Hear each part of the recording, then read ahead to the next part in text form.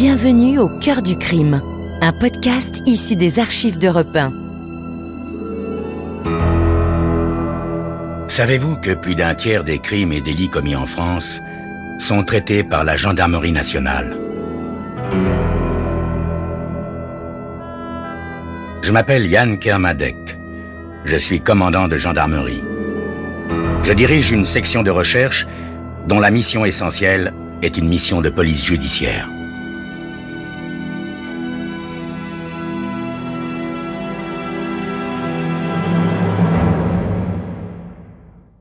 L'histoire que je vais vous raconter est une histoire vraie.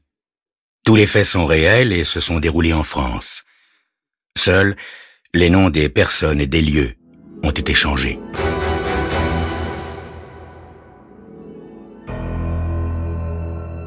N'importe quel entrepreneur de pompes funèbres vous le dira, la plus grande difficulté dans la profession consiste à se procurer une main-d'œuvre compétente. Amos Duff, propriétaire et directeur des pompes funèbres aux portes éternelles, ne faisait pas exception à la règle. Le dernier employé qu'il avait engagé, un jeune homme d'une gaieté déprimante nommé Bucky, était non seulement empoté, fainéant et indifférent à tout, mais il avait en outre la fâcheuse habitude de vaquer à ses occupations en sifflotant entre ses dents. Amos, lui, serrait les siennes et s'efforçait de se faire une raison. La modeste entreprise qu'il dirigeait réalisait de trop faibles bénéfices pour se permettre plus que le maigre salaire hebdomadaire de Bucky. Ce mardi matin, où il pénétra pour faire l'inventaire dans la pièce du fond servant de dépôt mortuaire, Amos Duff, petit homme, propret, aux yeux tristes, semblait plus petit et plus triste encore qu'à l'ordinaire. Il n'y avait pour le moment qu'un seul article exposé. Un cadavre jaunâtre à l'estomac protubérant, dont le visage était encore empreint d'une expression à la fois indignée et boudeuse. Le cadavre portait l'étiquette « Cérémonie bon marché », correspondant sur la liste des prix à un enterrement de 5e classe. La personne qui s'était entendue avec Amos au sujet des obsèques et qui se trouvait être l'associé du défunt n'avait carrément refusé quoi que ce fût de supérieur à cette catégorie. Amos se retourna avec un léger tressaillement au son aigu du sifflotement de Bucky. « Hé, Monsieur Duff, comment vous le trouvez, Monsieur Kessler? C'est un gros père, non? »« Un peu de respect, Bucky. Combien de fois faudra-t-il vous le répéter? » Oh, dites, qu'est-ce qui lui est arrivé à ce pauvre vieux? La tête, ça va encore, mais alors le corps, il est drôlement écrabouillé, hein? C'est un accident d'auto. C'est une triste histoire. Fichtre! Un beau gâchis, en effet. Tous ces os démantibulés et ce trou. Quel trou, Bucky? On dirait une perforation de la cage thoracique, mais je me trompe peut-être. Dites, Monsieur Duff, est-ce que je pourrais prendre une demi-heure de liberté? J'ai une course à faire pour ma mère. C'est d'accord, Bucky, mais une demi-heure seulement, vous m'entendez?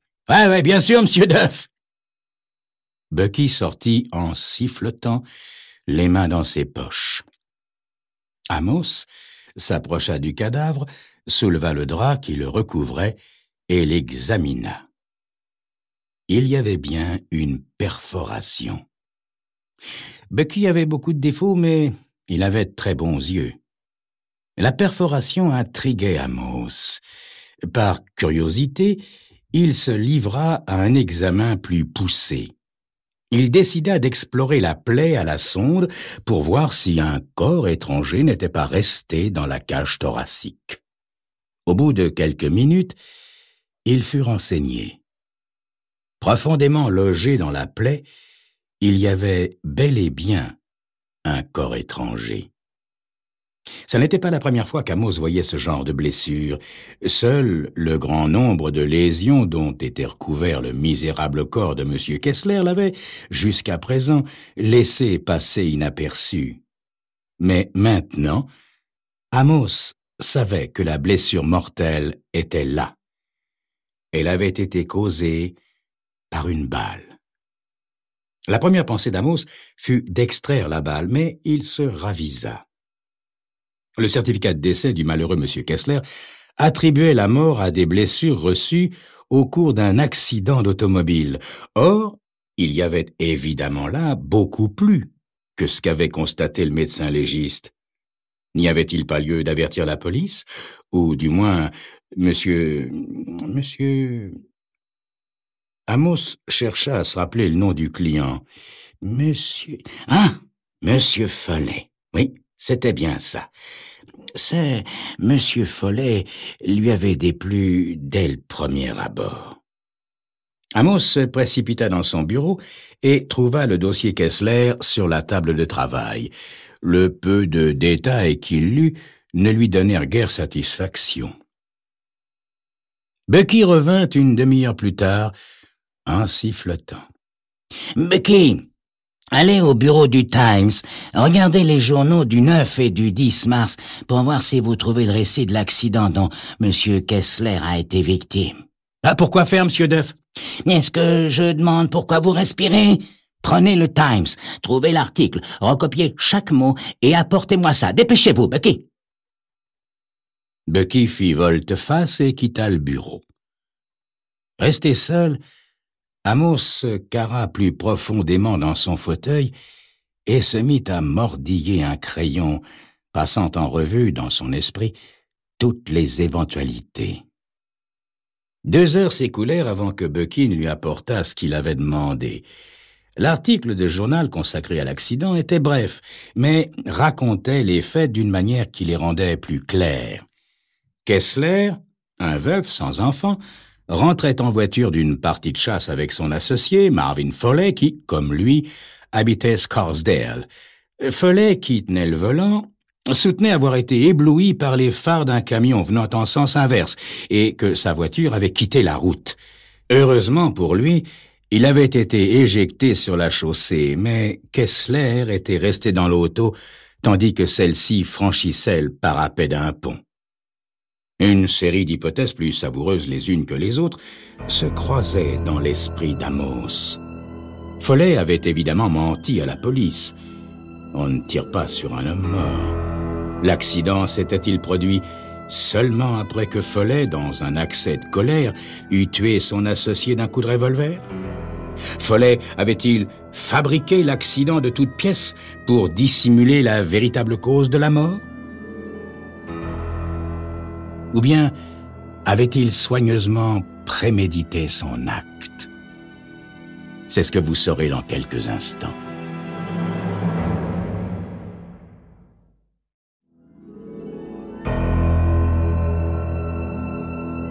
Amos Duff est entrepreneur de pompes funèbres. Quelle n'est pas sa stupéfaction lorsqu'il découvre que le cadavre d'un certain Kessler, dont il doit organiser les obsèques, comporte une perforation due à l'impact d'une balle de fusil et non pas à un accident de voiture. Duff soupçonne fortement l'associé de M. Kessler, un certain M. Follet. Oui, pensa Amos, se rappelant l'attitude nerveuse de l'homme. Oui, Follet avait dressé des plans à l'avance afin de profiter seul de la bonne réussite de leur société. Amos Duff ne pensait plus du tout à prévenir la police. Il préférait d'abord parler à ce monsieur Follet. Il alla consulter l'annuaire téléphonique et revint avec le renseignement cherché. Kessler et Follet, fabricants de jeux et jouets. Lentement, il composa le numéro de téléphone sur le cadran. Lorsqu'Amos Duff pénétra dans le bureau de M. Follet, celui-ci, qui était assis dans son fauteuil de cuir à haut dossier, ne se leva même pas pour l'accueillir. Il portait une écharpe de laine autour du cou et semblait transi, malgré la température élevée qui régnait dans la pièce. « Venez-en tout de suite au fait, je vous prie, Monsieur Duff.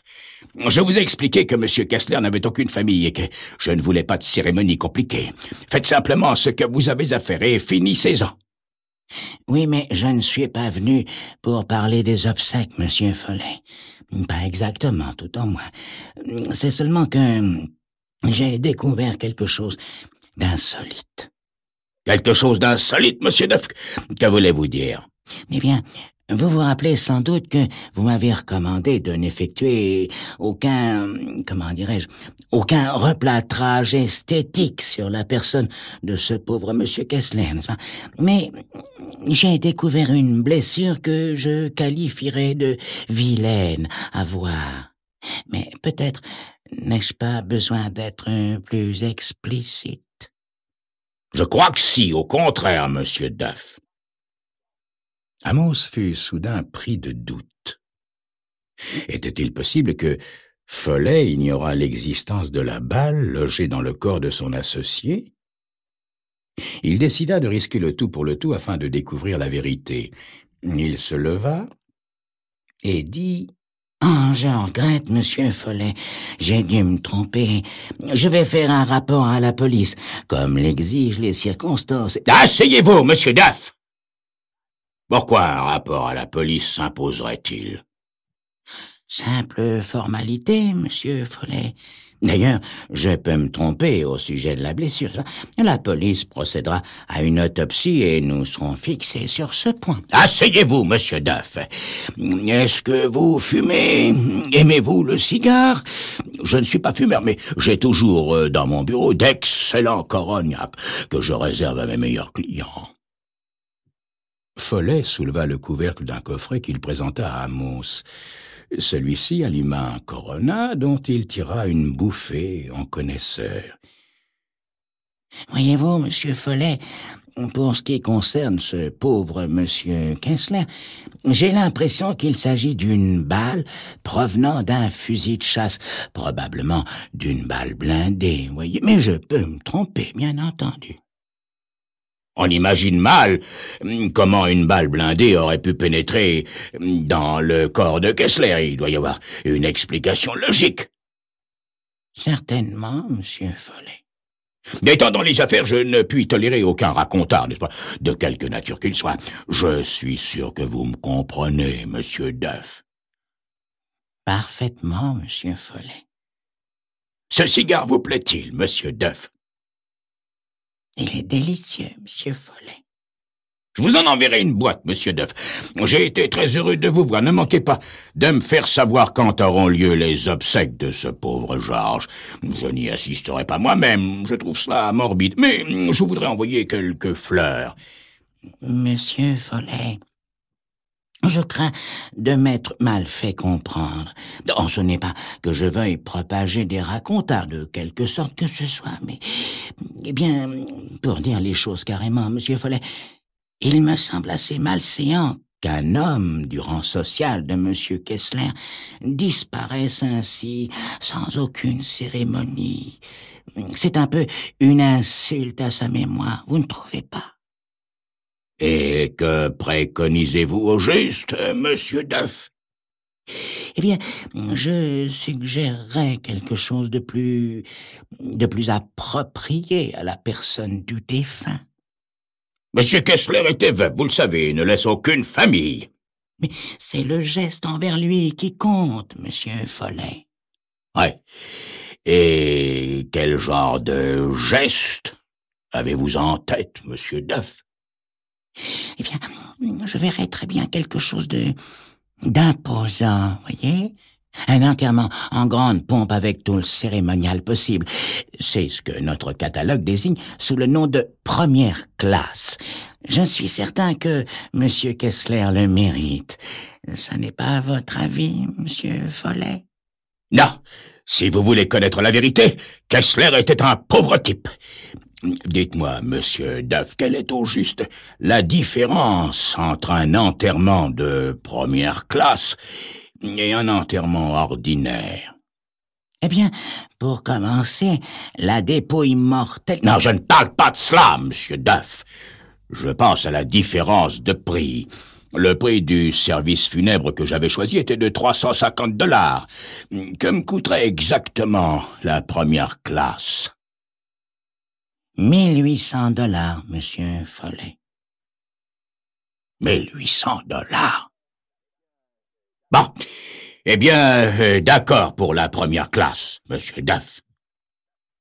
Follet sortit du tiroir de son bureau un carnet de chèques. « Voici un acompte de 600 $, monsieur Duff. Le complément vous sera payé dès que monsieur Kessler sera enterré en bonne et due forme. Et alors, je n'entendrai plus jamais parler de vous, n'est-ce pas? N'est-ce pas? » « Mais bien sûr, monsieur Follet, plus jamais. Au revoir, monsieur Follet. Merci, monsieur Follet. » 3 jours plus tard, la cérémonie funèbre terminée, Amos Duff expédia par la poste sa facture du solde de 1200 $.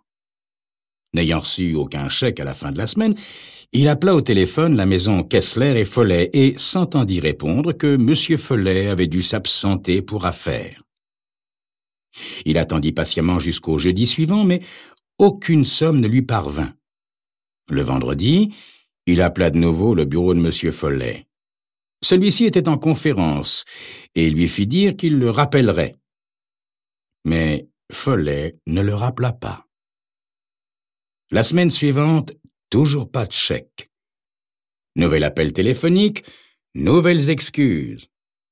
Amos commença à mettre en doute la sincérité des intentions de ce monsieur Follet. Le mardi matin, il lui fut enfin permis de parler à Follet en personne. « Ah, Dieu merci, je vous ai enfin au bout du fil, monsieur Follet. Je commençais à désespérer au sujet de la facture, monsieur Follet. »« Quelle facture, monsieur Duff? » ?»« Eh bien, la facture que je vous ai envoyée pour les obsèques de première classe. »« Je crois que vous avez fait une erreur, monsieur Duff. J'ai payé intégralement les frais de la cérémonie, si vous en doutez. Je vous conseille de consulter votre propre liste des prix. » Mais, monsieur Follet... « Je suis très au courant de vos tarifs, monsieur Duff. Je les ai soigneusement contrôlés. Vous n'avez aucune cérémonie au-dessus de 600 $. Et j'ai ici un talon de chèque de ce montant. » Mais les circonstances étaient tout à fait différentes, monsieur Follet. Vous savez bien qu'elles étaient différentes. Et vous savez peut-être aussi que ce que je vais faire si vous ne m'envoyez pas ce chèque de 1200 $. Mais qu'allez-vous faire, monsieur Duff? Hein? Prévenir la police?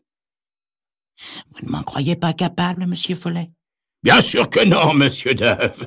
Rappelez-vous que c'est vous qui avez enterré ce pauvre monsieur Kessler. Si vous demandez à la police de l'exhumer, il vous faudra expliquer d'ailleurs pourquoi vous n'avez pas signalé plus tôt cette prétendue blessure par balle. Vous ne pouvez me compromettre sans vous compromettre vous-même, monsieur Duff. Aussi, je crois que le mieux que vous ayez à faire est de laisser tomber. Je sais très bien que si je paie aujourd'hui, je continuerai de payer éternellement. Je n'ai donc pas l'intention de commencer. Sur ce, adieu, monsieur Duff. Amos Duff trouva au commissariat de police un aspect plus lugubre encore que celui de son entreprise de pompes funèbres. Assis dans le bureau du lieutenant Morgan, il attendait impatiemment qu'il se passât quelque chose. Enfin, l'officier de police fit son entrée, précédé de M. Follet.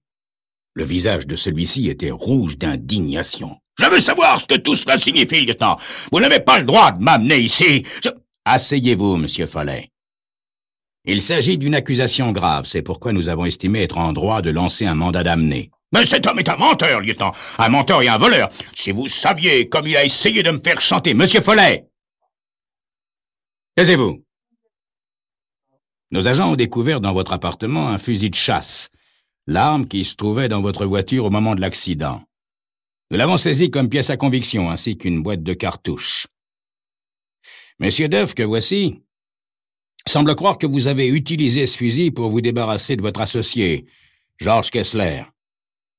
Dans les circonstances présentes, je vous ferai remarquer que vous pouvez vous éviter beaucoup d'ennuis en étant franc avec nous. Mais tout ce que dit M. Duff n'est qu'un tissu de mensonges. Kessler a été tué dans l'accident. J'ai le certificat de décès. Comment pouvez-vous croire cet entrepreneur de pompes funèbres sans le sou? M. Duff semble avoir des preuves, M. Follet. C'est pourquoi nous vous avons amené ici. Mais des preuves? Quelles preuves? Kessler est mort et enterré. Vous ne pouvez pas creuser maintenant pour aller le chercher? Nous le ferions si c'était nécessaire, M. Follet. Follet se leva d'un bond. « Demandez-lui comment il est au courant, lieutenant. Demandez-lui comment il sait qu'il y avait une balle. » Le lieutenant Morgan fit signe à Amos Duff qu'il pouvait répondre. Eh bien, je ne savais pas à proprement parler, lieutenant. Je ne l'ai su vraiment qu'après la cérémonie funèbre. À ce moment-là, c'est devenu parfaitement évident, non seulement pour moi, mais pour tous les assistants, voyez-vous. La balle n'a pas voulu fondre. « Fondre !» hurla Follet. « Que voulez-vous dire par fondre ?» Mais ce que je veux dire, monsieur Follet, c'est que la cérémonie de première classe est une incinération. C'est l'idéal, à mon avis, monsieur Follet, surtout quand le défunt ne laisse pas de famille. Cependant, nous remettons une urne contenant les cendres du défunt aux plus proches parents ou à l'ami le plus intime ayant assisté à la cérémonie. Le lieutenant Morgan alla à son bureau, ouvrit le dernier tiroir et en sortit une urne en fine porcelaine qu'il posa sur le bureau. Comprenez-vous, monsieur Follet? Quand les amis de monsieur Kessler ont découvert la balle parmi les cendres, ils l'ont placée dans l'urne. C'est pourquoi j'ai dû avertir la police. Comprenez, monsieur Follet? Amos Duff prit l'urne dans sa main et la secoua doucement, très doucement. Alors, on entendit comme un bruit de grelots.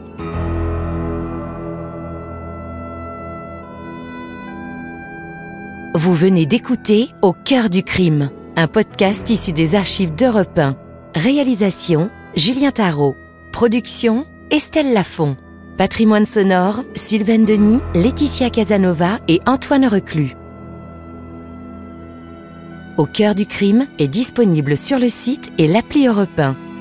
Écoutez aussi l'épisode suivant en vous abonnant gratuitement sur votre plateforme d'écoute.